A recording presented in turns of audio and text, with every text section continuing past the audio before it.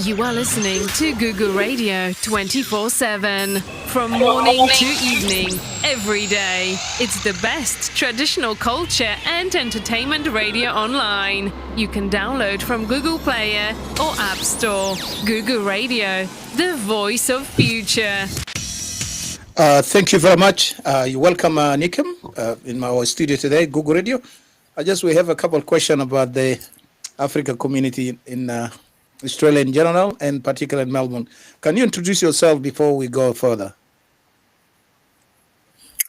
Look, my name is Nzenke Manele. I have been living here for about 43 years. I originally came from Nigeria as a student. I've worked in different government departments, both engineering and as a scientist. I'm retired scientist.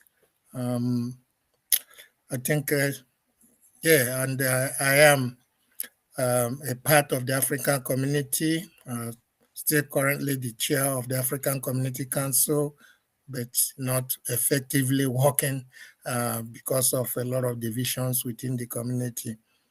I think that's probably what I can tell you as of now. Yeah, you say you're a sign engineer. What type of what section of engineering? I did instrumentation and control engineering. I worked with Telstra, what was then called the Telstra technology, in the areas we have the funds designs and I was the Oxtel officer for Telstra technology. I also worked for Australian Radiation and Nuclear Safety Agency for 17 and a half years, both as a specialist in RF area as well as radiation technology.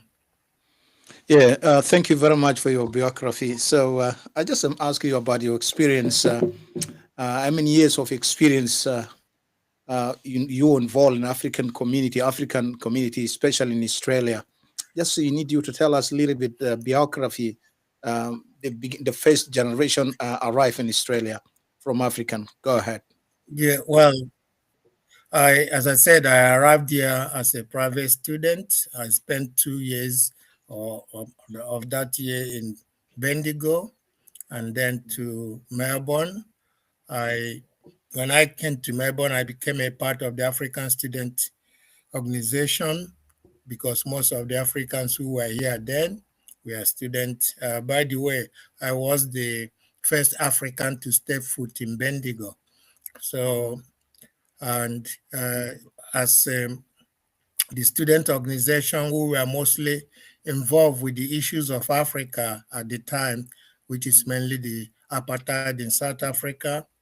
And as time goes on, as some of us married and have families, we transform that into what is now known as African Community Council. Mm-hmm. So I would say that I've been with the African community for at least 42 years of my being in this country. Mm-hmm. Oh, that's wonderful. Yes, that's a very good experience. Yes. Can you tell me more, please, about the when the people arrive here? Arrive by boat or by plane or by what? Some African.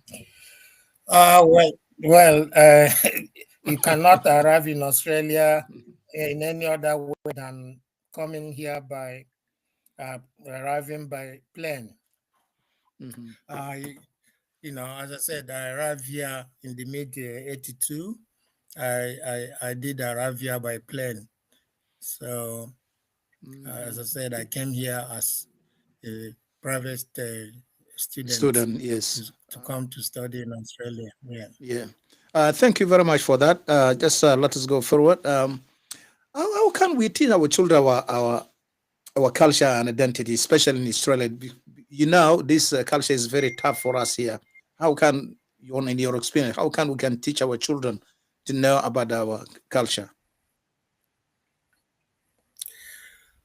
Look, the culture is something you learn through integrations. It's something you learn through your community and other communities. We as the Africans, that's why we have different communities, whether being like I belong to the Nigerian Association. I belong to also the Igbo Association, which is my tribe or my nation, rather than saying tribe, because tribe is very minor, not people that are up to 50 million. You don't call them tribe. Yes. So it's being involved with your community, just having a mom and dad that are willing to bring their children up in a discipline, and tell them the truth about who they are, where they come from. That is the important thing, and it's very unfortunate that quite a large number of Africans that came here came through the refugee, and they went through different tremendous problem in to get here, and having some of them did not have the advantage some of us had, because I would say that English was more or less my first language rather than second, even though I was born in Africa. But being someone born in a city whereby people that live in the city come from different places, I spoke English fluently before I could speak my Igbo language. So that is also an advantage when you travel around the world, because it opens door. Communication is very important. And as I said, there are challenges in everywhere you go. It doesn't matter how educated you are. We all have encountered difficulties in different ways, but being enlightened sometimes helps you to overcome some of those issues. Yeah. Yes, I know. Just I'll go back again to my question, what I was asking before. You explained very well.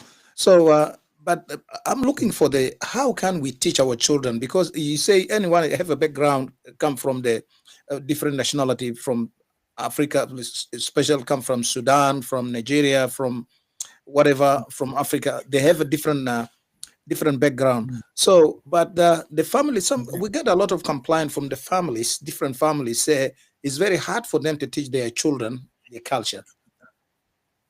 What do, Yes, what your thought for that? I think what yeah, you have to understand that. So those of us who come from Africa, we had a very good family discipline. The discipline is not just only your mom and dad. We live in a communal environment whereby you have your mom, your dad, your grandparents, your uncle, aunties, all the other extended, relationship within the communities. So when a child, is left alone, not only, he's being monitored, but by others, not just the mom and dad. And that helped to shape those children. Now a lot of people who came to Australia, especially from the refugee camps, um, had issues of language, had issues of understanding their rights, um, have issues of home in different ways. Sometimes the people who came here were single parents. Sometimes the children who came here did not have even their own parents with them. So it's very difficult. And we live in a plural society here whereby, the first thing they teach the child is the children's right, but they never taught them the responsibilities. Therefore, it becomes very difficult for those children, because all they talk about is their rights, but their responsibility to their community is not really some of the topics that is being discussed. Unfortunately, it kind of laid them astray in the sense that they think they can do anything they want because they are free. Is it freedom? Unfortunately, there is nothing like absolute freedom. in any society. Yes, that's right. Yeah, thank you very much for that. Just let us go quick about we need to talk about the family violence. Uh, as you know, couple of weeks ago, we heard about there is two kids is killed from this special community from Africa, from South Sudanese community, and ambushed by the group of gangs, and all the Victoria government and police and everybody, people investigate this issue. Uh, when we investigate, we find out there's a lot of family violence. That's why Korwe, the children live up by himself. No one can teach them. Can you please, how can we address the family violence before we go further? Go ahead. Just like I said before, that a child need to have a kind of a background, family background. They learn from. Unfortunately, we live in a broken home here in different ways. There is no cohesive community as we have back in Africa. And there are even among the Africans themselves a lot of tension that they became with them. However, I think I don't think there is any society that have violence as part of their culture. I feel disappointed when emphasis here are laid on Africans. Even the police, the judges have said that the percentage of Africans that are these are very minor compared to the other communities, just because the community tried to identify some of these children, or most of them were born here. They are not actually Africans, they are Australians. They don't know anywhere in Africa. So you cannot be calling them somebody Africa just because they are black. They are Australians. However, I feel disappointed and sad that those young children and other things that has happened, that people have learned to be violent. Now, how do you experience violence? How do you learn violence? I believe you experience violence by witnessing violence. And some of if you come from a home, I've never in my life, I am almost 67 years of age now. I've never seen my dad and my mom quarreling, abusing each other in my life. I always tell that to my children. So I don't condone violence. I don't condone abuse, because that's my background. It doesn't matter, I also have children here. I've also make sure that they also have respect for the law. I have children who are in their 30s. I have those who are just in their teenage age. So we need to educate our children. We need to be honest with them. Unfortunately, people who, quite a large number of people that came here, as I said, were women, with all those children that, and continue to pop out children. Many years ago, I was the welfare officer of the African community. I know some of the problem we went through.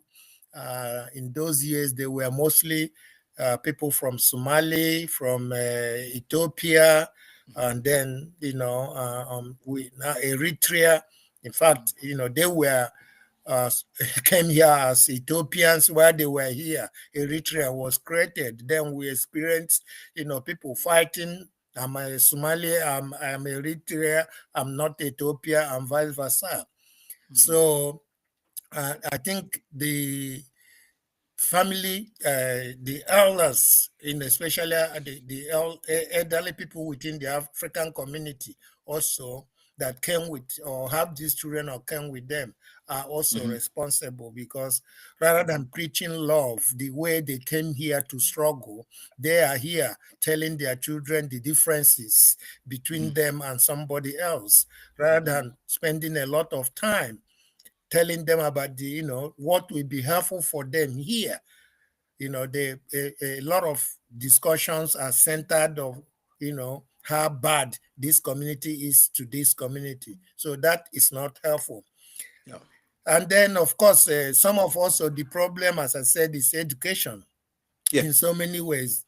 A lot of Africans had, so, even though they do not have the income, they pop up a lot of children. You can, I've met some women, they don't, they have 7 kids from 5, 6 different men. And just because many years ago in this country, the government were paying people who have more kids. So Yeah. they thought, the more kids I have, the better, but it's just not collecting that kind of $5,000, but these children have to live with you for many years, and it will take you a lot more to bring them up. So, there are a lot of issues that we need to be, I'm not, this is not just the African community only, but, it happens to other communities who are also not as enlightened as, as I said, education is very important. Yeah. Because rather than people, some of these women and their family involved in educating themselves to have a kind of a trade, a profession or something, a lot of emphasis is to have children and collect money from the government. And there is nothing like a free coffee, as you know. Yes. It's just that Yeah, thank you very much, Nikam, for that. I just, we got the research about the reason why most women living by himself, single mom, divorce. This most divorce happen here in Australia as well, in the country we live, or in diaspora in general. We don't know exactly the root cause of divorce.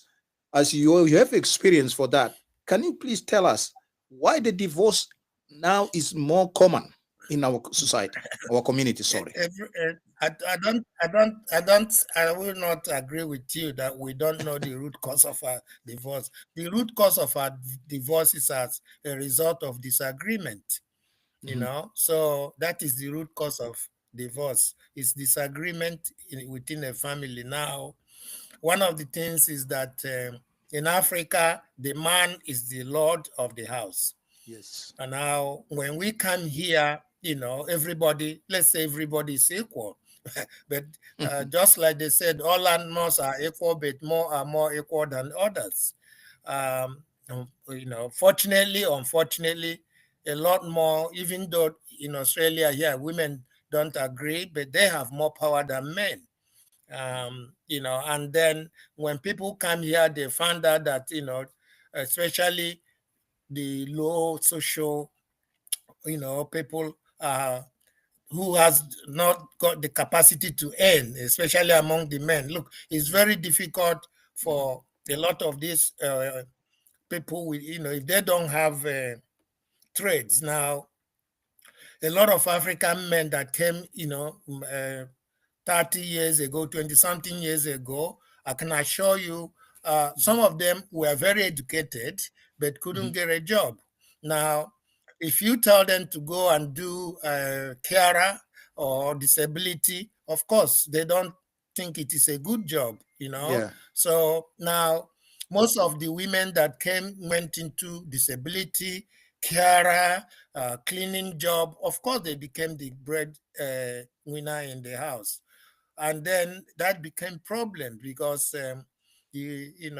money has some power attached to it, and as they said, who plays the pipe determine the tone. And once someone is earning money, you don't tell them how that money is being spent. Yeah. And in some cases, some men want to claim that they are the head in the family, and the society we live here also we tell the woman, no, he is not. You are equal, or you are, whatever. And as I said, with 2 or 3 kids, the society will tell them, if you live with these 3 kids, you'll be getting government pay for these children. Yeah. Of course, Yeah, that that's right. sometimes bring some problem within the families. And this is my experience working with the African community, as I said to you, as the welfare officer of the African communities, when we existed. Most of the things I encountered were disagreement due to money, disagreement because the man was drinking, disagreement because the man has no job. But as I said, some of these men, when they got here, they were finding life difficult in the sense of, they had to re-educate themselves. Some of them were in that age that they didn't think they can re-educate themselves. They didn't want to do certain jobs because they had certain position back in Africa. Of course, Australia is not Africa. Therefore, they encountered more problems in their home. Yeah. Nikam, let's go to short. Let's go to short break and then we come back. With years of experience, Google Radio has been broadcasting live 24/7, promoting culture and identity while empowering people to embrace their heritage and traditions across the nation. Google Radio, the voice of the future. Oh, thank you very much. We'll come back again. Just we need to go to, before we're handing with you, we need to talk about the unity between us as African community. I think the unity now is very difficult. We're living like a division between African. Can you please tell us a little bit about how can Africa come together to be united in Australia, especially particularly in Melbourne? Go ahead. Well, the unity comes when people have identified that they have needs to unite. Now, the community, as a community coming together, means you can learn a lot from different groups and how, I don't want to say it, but, in this country, the Nigerian community, we have a lot of professional people. We have a lot of educated people. I think census has proved that Nigerians, even in Australia, are the most educated people in Australia, in terms of census. And that is not only in Australia, the same thing in UK, the same thing in US. So, but what I'm trying to say is that when people come together, they learn from each other. They receive help, how counseling in terms of how to deal with certain issues. Some of us, because of the exposure, that some people have, we are not easily intimidated, and how you can help other people to, especially going to work, going to interview, trying to look at other things, other ways of helping people that, are struggling, especially in the workforce. Yes. Like I said, we live in a country where money talk. And if you don't have money in a home where, especially all these young children, they don't know the struggle, but they want to wear design clothes, design shoes. And if you cannot give it to them, and they go out, they meet the wrong people who will tell them to go and sell drug and make, I give you example. I had a family that one of their son was involved in drug many, many years ago. And I tried to explain to the boy the, consequences, working with the Victorian police at the time, because he was underage. And those people were telling me, no, they cannot send you to prison. You are a minor, and, and all the rest of things. And then he said to me, my dad wake up 5 o'clock in the morning to go and drive taxi. He comes back 6 o'clock. He's tired, and he hasn't made even $300. And but then I can go to the street. I will make $1,000. And I said, what do you do in the street? How long is it gonna take you? And if they catch you and put you into prison, So, like I said, it's education and trying to be honest to these people and these children, So it's important. As I said, some of the reasons also where things are happening is with when the discipline within home, and because here people are afraid to discipline their children. I'm not saying that you have to beat up your children, you need to set boundaries. You need to, let them understand the circumstances, where things are, the outcomes. You need to let them know the price that they may have to pay, for not obeying the rule of the land. Look, it's not just talking about the violent. There is quite a high proportion of African young suicide in this country that nobody talks about. Yeah. So that to me is even a bigger problem, because when the young people couldn't get a job as well, there have been young people who have, gone to school, but because of the tag, they cannot get a job. They struggled, and some of them, unfortunately, have taken the wrong decisions of ending their lives. So to Yes. me, that is a big problem within, it's happening quite often within this our community, and nobody talks about it. All they Uh, talk about is African crimes, yeah, this is called a that, mental that illness, a there mental are. health. Yeah, a mental Yes, illness. yes. Yeah. So Mm, so the community may not know that they also have contributed to it, because of the way they try to pigeonhole people. But when you start to pigeonhole people, then you push them against the wall, and sometimes they do react. But as I said, it's unfortunate that a child of 12 years or 15 years. Look, when my kids were 12 years, 15 years, I dropped them at school. I picked them up after school. yes. Yeah. I take them to the football. I pick them up. Or, I want to know who they are meeting. I want to know where they are. I give them time. They don't exceed that time. Like I said, discipline, and then you support them. You have to be there. But as I said, it's unfortunate sometimes not everyone can be with the children because of their father can be a taxi driver, their mother can be a cleaner somewhere. Yes. They don't know what the children are doing at home. And secondly, especially children who were brought up in housing commission, it's a recipe for disaster, That's because of quite a lot of people there were not people that are disciplined, the language, the way they behaved. And, sometimes people are products of their environment. yes. So it is something that, not just the African community, the government have to look at how to separate some of these things, Yeah.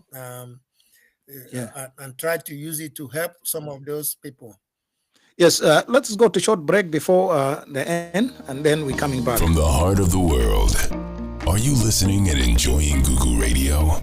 No matter what, keep your faith and values. Keep your trust and empathy. Google Radio, the voice of future. Thank you very much. I'll come back again. Welcome, Nikam, again. Just we had the finally question I want to ask you about it. It's very important. Before we talk about the unity, you give me all the feedback. I understand that. The important thing now, we talk about the churches. We are the Christian. Just let us go to believer. There's Christian and Muslim. Let us talk about the Christianity, because African, most people believe this is Christianity. Can you tell me why the Christian doesn't play a big role to bring everybody together? Look, a belief system is an individual thing.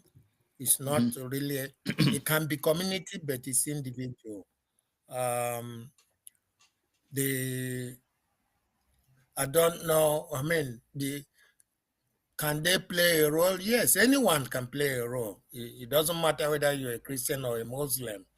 And in the African culture, we respect people with a certain hierarchy in religion. But the question you may need to ask yourself, are they actually real Christians, because we have a say the Christian is people who behave like Christ-like, isn't it? Yeah. A lot of for me, as I said, I've been here long enough to know that some of the so-called pastors and whatever are only, there for the money. It's they preach mostly. Their preaching is for people to pay tithes. They are not really talking to other people. In fact, some of the churches, I tell you a personal story. I met a girl after my first marriage broke down to my Australian wife. I wanted to marry an African, put it that way. And I met this lady, and she said, before we go into this, I need to come to their church, to see the pastor, And I said, no, I have my own church, Yes. I'm an Anglican. And the pastor asked her that I should come and join their church. And I said, no, I don't want to do that. And that was the end of the relationship. So that's my experience. So I'm just saying to you, some of the, I see a lot of churches. I come from Nigeria. We are church people, You should know that. Yeah. Here we have so many Nigerian churches, even though we are not, too many here. We have so many Nigerian churches here. And because it's a competition, Yeah. so it is very difficult even for them to come together themselves. So I don't know, when you said the Christian playing part, it depends, for me. Yeah. Most of those people I see them not as Christian because they are not Christ-like, Yeah. which is what Christians supposed to be. Yeah. So Yes. if they want to be Christ-like, then we will have peace within the Christian community. Yeah, Rather than competition. Yes, thank you very much, Nikem, for your time with us today on Google Radio. I'm very proud to hear from you. It's a A lot of information. See you next time. Thank you very much. Yes, thank you. Thank you. All right. God bless. Okay. God bless you. Yeah. Yeah. Welcome to Gugu Radio, Spirit of Culture. You can listen to us everywhere, in the car, in the home, in the office. Wherever you are, Gugu Radio is the best